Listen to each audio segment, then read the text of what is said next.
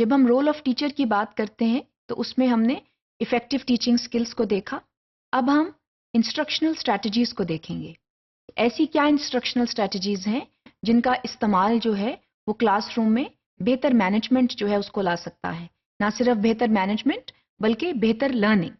उसमें सबसे पहले जो है वो गिविंग क्लियर इंस्ट्रक्शंस है। हमने इंस्ट्रक्शंस के बारे में पहले भी बात की थी और ये देखा गया था कि इंस्ट्रक्शंस का देना जो है वो बहुत ज़रूरी है।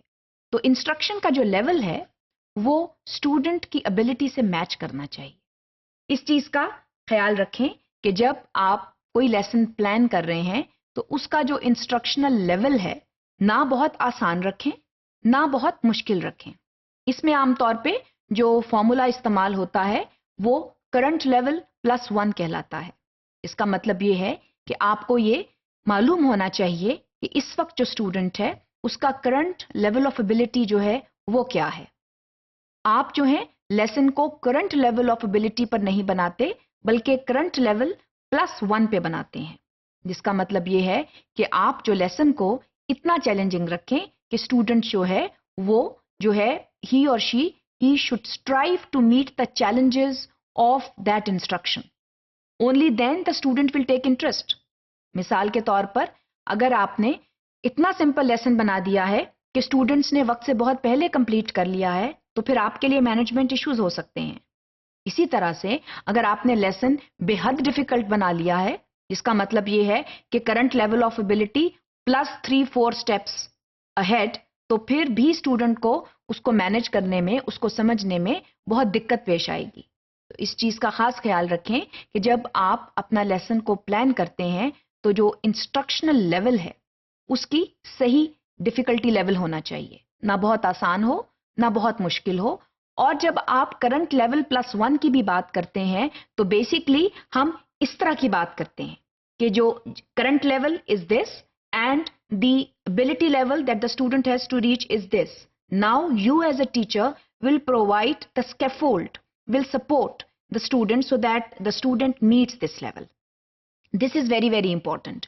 अगर आप ये नहीं करेंगे तो उसमें फिर स्टूडेंट जो है वो बहुत उसको मुश्किल पेश आएगी। वाइगॉत्स्की जो है उसने जो है जब अपनी थ्योरी दी थी उसमें यही कहा था कि आप जो है स्कैफोल्ड करें अपने स्टूडेंट्स को सपोर्ट करें so that they achieve success with you not without you. So that is very very important. और दीगर भी जो कंस्ट्रक्टिविस्ट थ्योरीज हैं वो इसी चीज को पॉइंट आउट करती हैं that learning should be meaningful, learning should not be meaningless. So you as a teacher you have to continuously support your students towards the achievement of learning.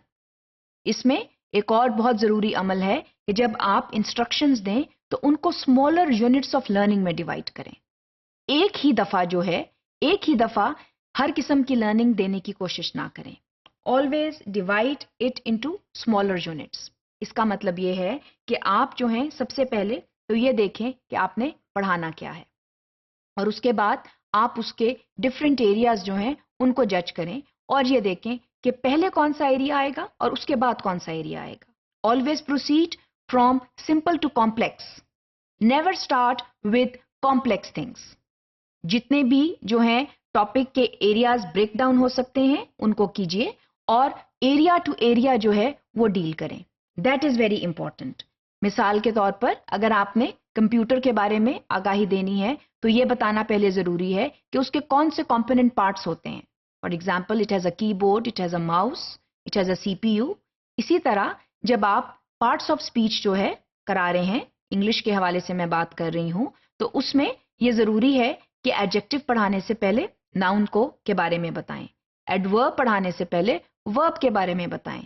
सो ये जो है sequencing of learning is very important. Breakdown of learning into simpler units is very important because one unit builds on the other. और ये जो है ये तभी मुमकिन है जब आप एक प्रॉपर प्लानिंग करते हैं, जब आपके पास जो है वो लर्निंग चार्ट्स होते हैं, जब आपके पास डेवलपमेंटल चार्ट्स होते हैं। आपको ये मालूम होना चाहिए कौन सा यूनिट पहले आएगा, कौन सा यूनिट बाद में आएगा, पहले आसान पढ़ाना है फिर मुश्किल पढ़ाना है।